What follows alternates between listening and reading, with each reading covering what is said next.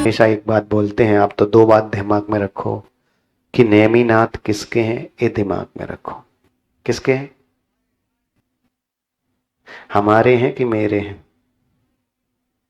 याद रखना, जब तक हमारे हैं तब तक वो समाज के रहेंगे, और जिस दिन नेमिनाथ मेरे हो जाएंगे पूरा अधिकार भक्ति का हमारा हो जाएगा। क्या है? नेमिनाथ किसके हैं? नेमिनाथ मेरे हैं। यही भावना रखो कि नेमिनाथ मेरे हैं, नेमिनाथ मेरे हैं। हम गिन्नार आएंगे, निर्वाण वहीं मनाएंगे, क्योंकि नेमिनाथ मेरे हैं। इसलिए नेमिनाथ के लिए जाने का अधिकार भी हम सबका है। अगर मेरे भगवान है तो मेरे भगवान की पूजा करने का अधिकार भी मेरा ही है। और याद रखना, जैनी वो व्यक्ति है जो दूसरे का विरोध नहीं करता। हम तो केवल अपनी भक्ति करते हैं। हमारी भक्ति में कोई व्यक्ति जुड़े तो विश्वास रखना, हम उन तक को मुक्ति तक का रास्ता तक ले जाते हैं। हम वो जैनी हैं।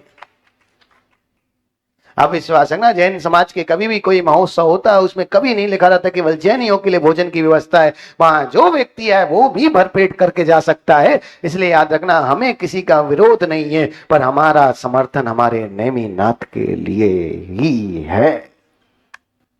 और ये छोटी मोटी बात नहीं है, अभी भी समय बचा है। जितने भी लोग बचे हैं, आपके पास गाड़ी हो, बाइक हो, कम से कम गुजरात के तो हर नगर का व्यक्ति पहुंचे। आज भी विश्वास रखना, आज बड़ा सौभाग्य है। आज प्रवीण अपन को इतना गर्व मानना कि अपन मध्य प्रदेश की भूमि से जुड़े हैं। विश्वास रखना, निर्वाण लाडू के लिए सर्वाधिक ट्रेनें जो आ रही हैं वो मध्य प्रदेश से ही आ रही है। संजय भाई, पांडल का माहौल देख के थोड़े से कम जरूर दिख रहे हैं, पर विकल्प नहीं करना जी। गिन्नार की यात्रा के लिए 250-300 लोग अभी स्टेशन पे खड़े होकर लोगों को भोजन खिला रहे हैं, इसलिए वहां गए हैं महिला पुरुष। याद रखना, वो पिसन मना रसोई टीम, उनके लिए भी यहीं बैठे बैठे अपन उन्होंने करो। पीडी भैया, कल उन्होंने 750 लोगों का भोजन कराया है। आज 2300 लोगों की भोजन की बुकिंग है।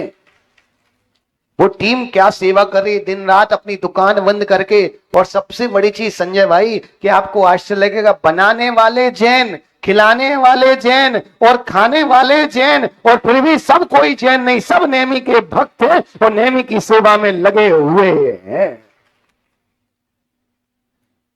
कुछ नहीं होता, छोटे छोटी शुरुआत से बहुत बड़ा होता है।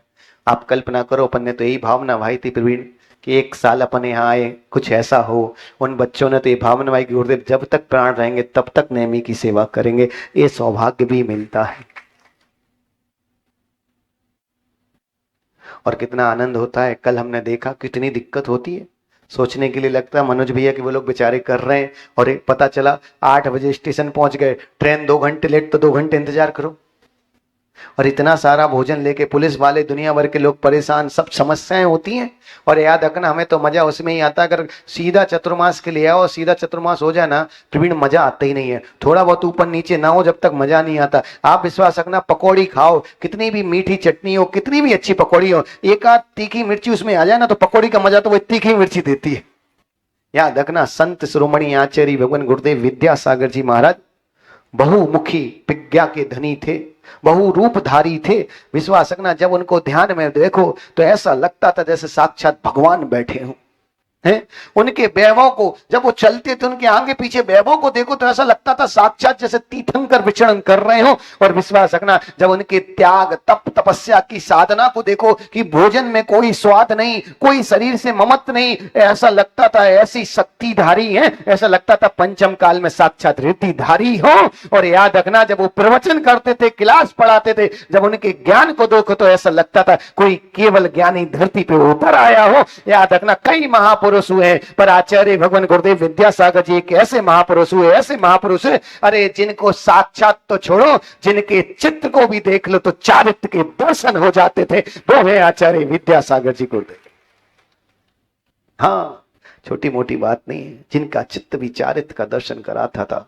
हमने देखा है, हम तो उस भूमि से, पावन भूमि से जन्म लिया है। विश्वास रखना, जहां गुरुदेव ने खुद पवित्र की, जिस भूमि को कई बार विचरण किया है। और प्रवीण, हम तो इतने सौभाग्यशाली हैं, सच बताऊं ना, पैसे मैसे के मामले में तुम सब सौभाग्यशाली हो सकते हो, बड़े शहर के मामले में तुम सौभाग्यशाली हो सकते हो, पर हमसे बड़ा सौभाग्यशाली नहीं है। हमें तो याद है 26 मार्च 2001 को जब हम 8 वर्ष के हुए थे, जिस दिन हमारा जन्मदिन था, जिस दिन हम 8 वर्ष के, उस दिन हमने पहला ग्रास किसी को दिया था तो संत शिरोमणि आचार्य विद्यासागर जी के हाथ में दिया था। इसलिए हम तो अपने आप को सौभाग्यशाली मानते हैं। और एक चीज बताऊं ना, दो प्रकार के बच्चे होते हैं, एक तो जो स्वयं की दम पे मेहनत कर लेते हैं, है ना, और दूसरे वो होते हैं जिनको बाप की प्रॉपर्टी मिलती है। तो हम तो बाप की प्रॉपर्टी पे मजे वाले हैं। हमारे गुरुदेव लोग इतने बड़े बड़े गुरुदेव हैं, आचार्य विमल सागर जी, आचार्य श्रीमती सागर जी, आचार्य विद्यासागर जी, आचार्य विराग सागर जी, आचार्य वर्धमान सागर जी, आचार्य विशुद्ध सागर जी, आचार्य प्रसन्न सागर जी, सब लोग भर भर के आशीर्वाद देते हैं। इसलिए मनोज अपन को जाना मेहनत नहीं करनी, उनका आशीर्वाद आता है और सब अपने आप हो ही जाता है।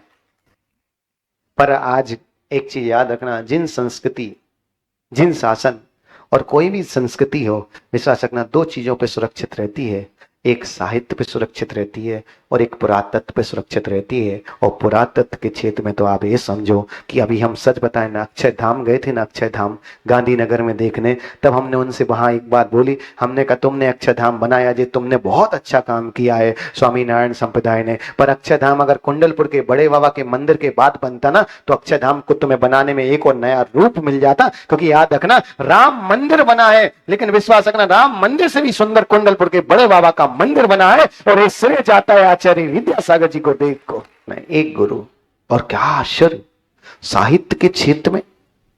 अरे आपने केवल आचार्य विद्यासागर जी के तीर्थ ही देखे हैं, प्रतिभा स्थली ही देखे हैं, उनके कर्म ही देखे हैं। विश्वास साहित्य के क्षेत्र में समय सार की उनकी वाचना को तुम पढ़ो तो सही, समय उपदेश पढ़ो तो सही, इष्टोपदेश की वाचना को तुम इष्टोपदेश उपदेश पढ़ो तो सही, कभी उनके ग्रंथों को पढ़ो। आप आश्चर्य करना, आज भी अध्यात्म क्षेत्र में प्रवीण भैया, हमने बड़े बड़े साधु भगवंत खुद अपनी आंखों से देखे, बड़े बड़े विद्वान मनोज भैया, प्रशांत भैया, हमने अपनी आंखों से देखे हैं, जो आचार्य विद्यासागर जी ने आज से 32-33 वर्ष पहले परुषण के प्रवचन किए थे, वो अनीता बहन ने उसका संकलन किया था, वो प्रताप छपी थी। आज भी 32 वर्ष पुराना मैटर आज भी लोग परुषण में प्रवचन के लिए उपयोग करते। आप कल्पना करो 32 वर्ष पुराना अगर 2026 में काम आ रहा है, तो उस गुरु के ज्ञान की महिमा क्या होगी।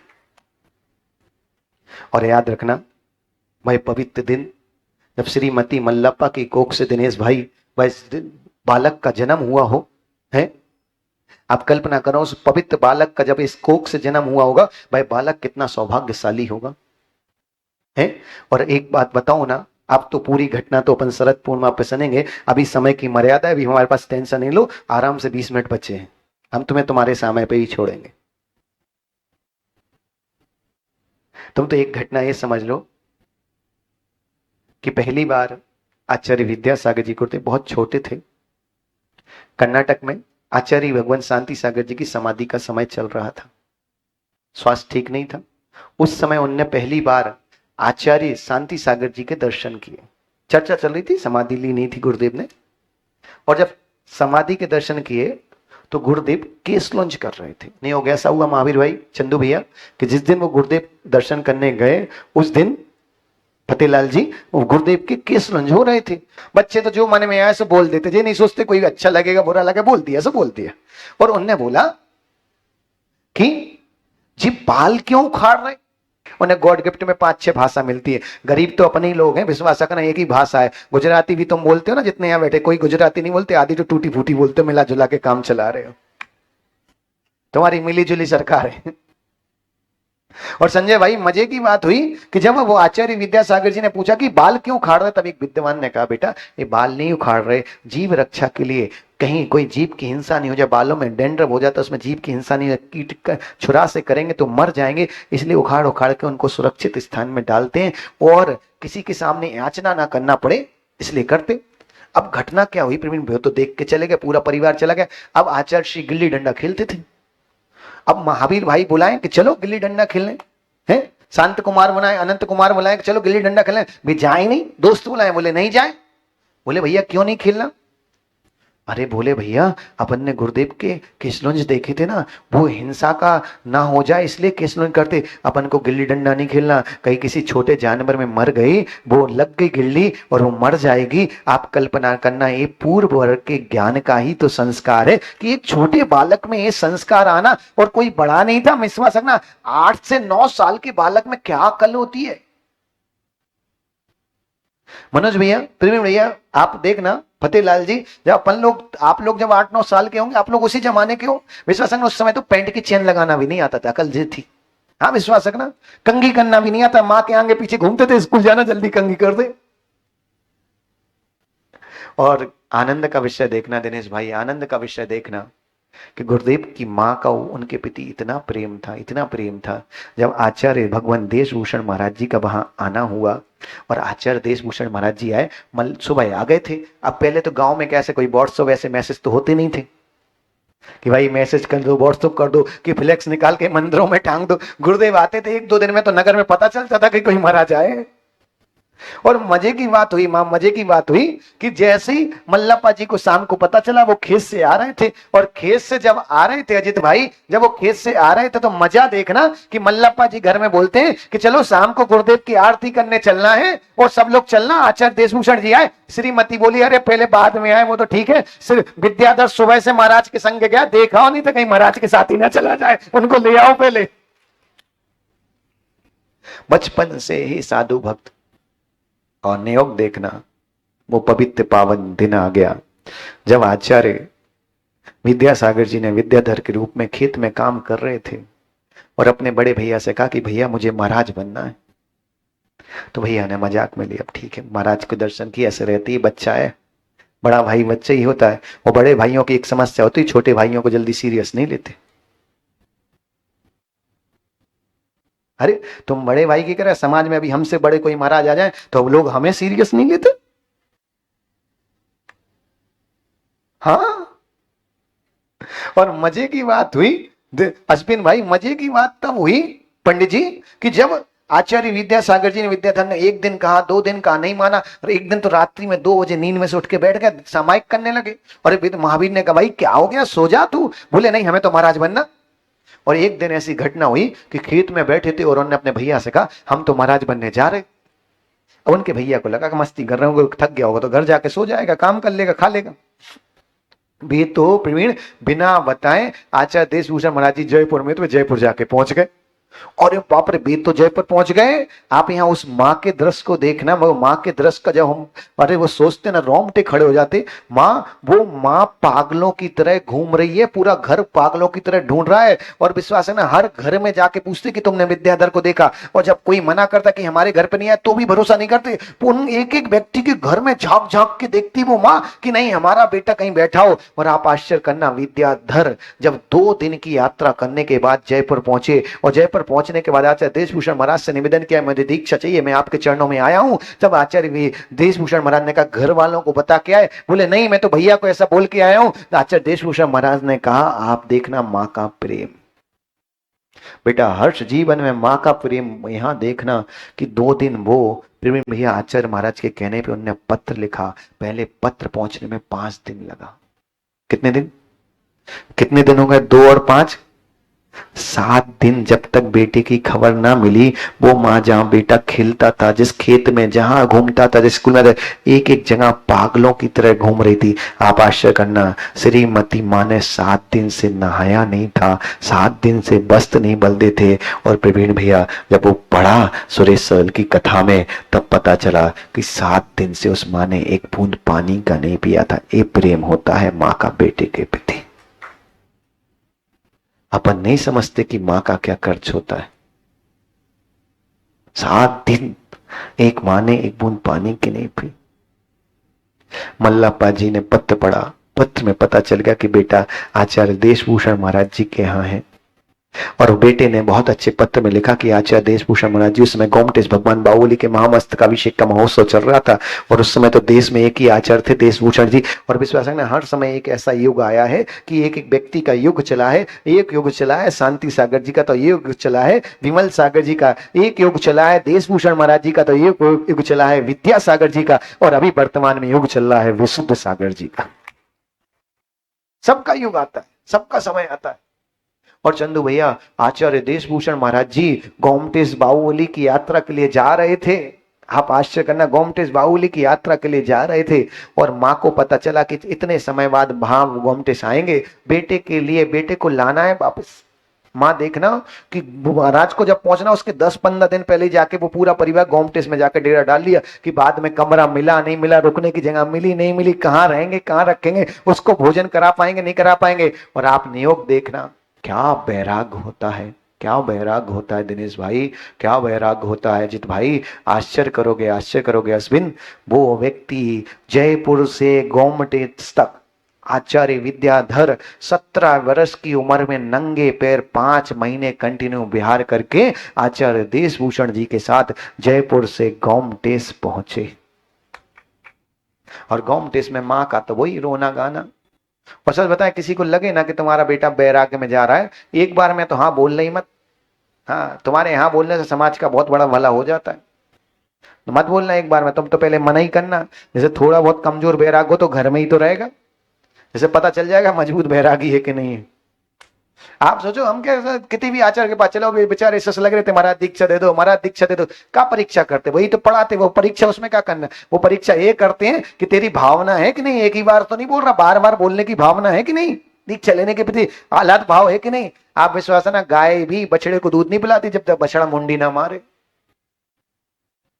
और प्रशांत, आश्चर्य की बात हुई, जब गोमटेश में सारी चर्चाएं हो गई, सब हो गई, आचार्य देशभूषण महाराज जी ने 5 माएं संग में रख के देखा।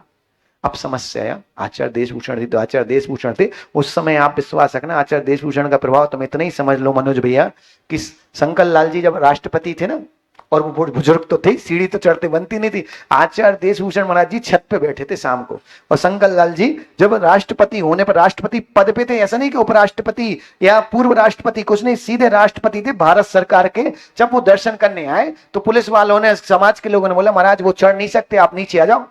तो बोले उसको हमारे दर्शन करना है, हमें थोड़ी उसके दर्शन करना है। जब उन तो भाई, अब वहां तो सेठ साहूकारों को आना जाना, कमेटियां बड़ी बड़ी आती, तो संघ में समय कम मिलता था। और जितना वो पढ़ाते थे संजू, ऋषभ बेटा, जितना वो पढ़ाते थे उतना तो वो आचार्य विद्याधर तो 1-1.5 घंटे में ही पढ़ लेते थे, पूरा याद कर लेते थे। उस समय बड़ा गजब था। उनको लगा भाई ये तो जिन शासन के लिए बहुत प्रभावशाली है, ये तो जिन शासन के लिए बहुत प्रभावशाली व्यक्ति है, इसको यहां रखना ठीक नहीं है। इसको तो ज्ञान सागर के पास भेजो, वो ज्ञान के भंडार हैं, वो इनको पढ़ा पाएंगे। और उस समय ज्ञान सागर जी आचार्य नहीं थे, मुनि थे। आप देखना कि केवल दीक्षा के 5 बरस ही वो रहे, आचार्य विद्यासागर जी और ज्ञान सागर जी साथ में। तो कितनी कम उम्र होगी और कितने वर्ष पहले दीक्षा ली होगी, इस दृश्य को आगे याद रखना, काम आएगा। और मनोज भैया, मजे की बात हुई, महावीर भैया, मजे की बात हुई कि जब आचार्य देशभूषण महाराज जी ने कहा कि तुम्हें ज्ञान सागर जी के पास जाना है, वहीं तुम्हारी दीक्षा होगी, वही तुम्हारा अध्ययन कराएंगे, मैं पत्र लिख देता हूं, और वहां किशनगढ़ के पास जाओगे, वहां तुम्हें कचोड़मल नाम का सेठ मिलेगा, वो तुम्हारी सारी व्यवस्था कर देगा।